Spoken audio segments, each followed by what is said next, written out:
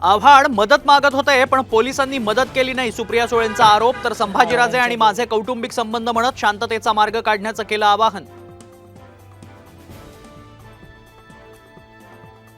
जितेंद्र आव्हाडांच्या गाडीवरील हल्ल्यानंतर आव्हाडांचे समर्थक आक्रमक. हे भाजपचं फोडाफोडीचं राजकारण म्हणत देवेंद्र फडणवीसांच्या राजीनाम्याची मागणी.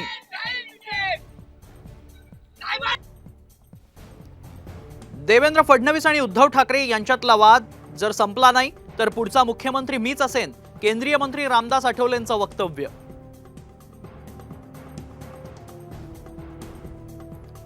मराठा आरक्षणाच्या समर्थनार्थ राजरत्न आंबेडकर मैदानात मराठा आरक्षणाला आमचा पाठिंबा म्हणत काका प्रकाश आंबेडकरांच्या विरोधी भूमिका केली जाहीर. फडणवीस हेच मराठा विरोधी भूमिका घेतात, तेच म्हणतात आमचा डीएनए ओबीसींचा. विरोधी पक्षनेते अंबादास दानवेंचा थेट आरोप.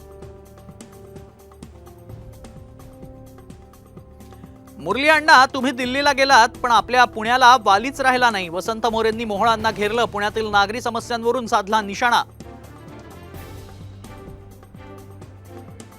नागपुरात शरद पवारांच्या राष्ट्रवादीचं भाजपच्या चित्रा वाघ यांच्या विरोधात आंदोलन. पवारांवर केलेल्या आक्षेपार्ह ट्विट बद्दल निषेध. एसआरए सर्वेक्षणावरून नवी मुंबईत महायुतीमधला वाद चव्हाट्यावर. भाजप आमदार गणेश नाईकांविरोधात शिंदे गटाच्या विजय चौगुलेंचं उपोषण. गणेशोत्सवासाठी कोकणात 4300 एसटी बसेस धावणार.